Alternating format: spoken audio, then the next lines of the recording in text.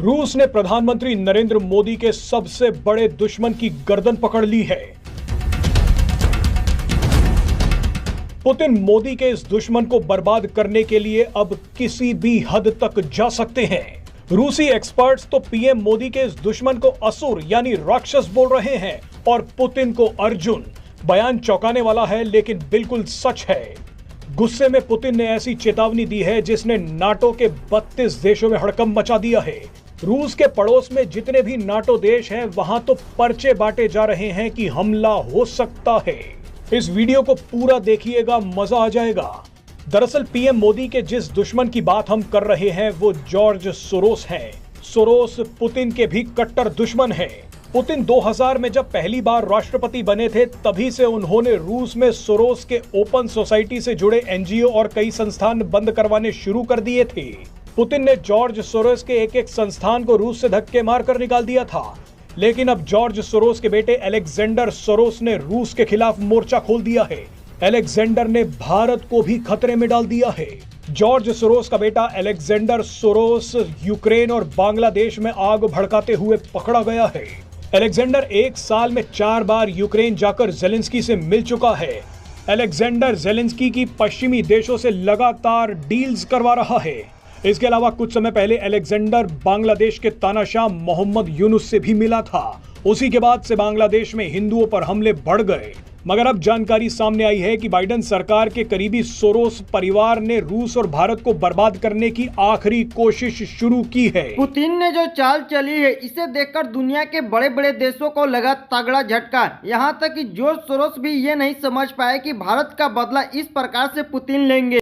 Donald Trump के शपथ लेने से पहले सोरोस और बाइडेन सरकार ने यूक्रेन और बांग्लादेश की आग में घी डाल दिया है। आप इसे अमेरिकी सिस्टम की कमी ही कहिए कि राष्ट्रपति चुनाव जीतने के बाद भी डोनाल्ड ट्रंप 20 जनवरी को शपथ लेंगे। तब तक हारने के बाद भी बाइडेन सरकार फैसले लेती रहेगी। जाने से पहले बाइडेन सरकार ने कांड भी कर दिया है। जाते जाते बाइडेन प्रशासन ने यूक्रेन को रूस पर लॉन्ग रेंज मिसाइल दागने की इजाजत दे दी। इसका जवाब पुतिन ने IRBM यानी इंटरमीडिएट रेंज बैलिस्टिक मिसाइल ऑर्शेनिक दाग कर दिया। इतिहास में पहली बार किसी देश ने हाइपरसोनिक IBRM मिसाइल दागी है।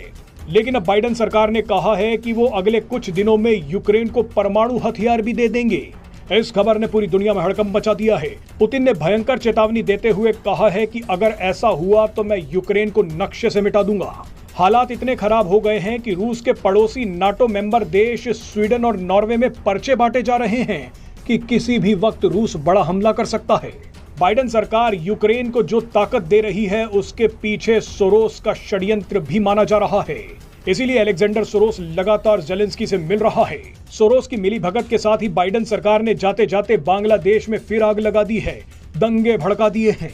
मगर पुतिन का कहना है कि उन्होंने सोरोस को रूस से तो भगा दिया था, लेकिन अब दुनिया से भगाने की भी बारी आ गई है। पुतिन ने जिस प्रकार से जॉर्ज सोरोस से भारत की बदला लेने की बात की है, इससे जॉर्ज सोरोस समझ नहीं पा रहे कि किस प्रकार से पुतिन हमसे बदला लेंगे। क्योंकि पुतिन और पीएम मोदी की दोस्ती को देखकर पूरी दुनिया में चर्चा रहता है। क्योंकि पुतिन ने जिस प्रकार से भारत की मदद की है और पीएम मोदी ने जिस प्रकार से पुतिन की मदद की है, इसे देखकर पूरी दुनिया में यही चलता है कि भारत और रूस की जिस प्रकार से दोस्ती है शायद ऐसा किसी देश में हो। क्योंकि भारत जिससे भी दोस्ती करता है वो निभाता है। क्योंकि जब भी पीएम मोदी और पुतिन मिलते हैं ऐसा लगता है कि दोनों भाई भाई हैं और जिस प्रकार से वो गले मिलते हैं और जिस प्रकार से अपनी दोस्ती को व्यक्त करते हैं, ये पुतिन ने अपने बातों में भी कहा था कि भारत एक ऐसा देश है जिसे न डराया जा सकता है न धमकाया जा सकता है। क्योंकि पीएम मोदी एक ऐसे लीडर हैं जो अपने देश के हित में हमेशा फैसला लेते हैं। ना कोई देश उन्हें डरा सकता है, ना उन्हें कोई धमका सकता है और निडर नेता है। और पूरे दुनिया के सबसे बड़े नेता में माने जाते हैं तो पुतिन ही माने जाते हैं और पीएम मोदी। क्योंकि पीएम मोदी एक ऐसे नेता हैं जो पूरी दुनिया में इनकी फैन फॉलोइंग है। तो दोस्तों, अगर मेरे चैनल पर नए हैं तो मेरे चैनल को सब्सक्राइब अवश्य कर लीजिए। तो मिलते हैं अगले वीडियो में।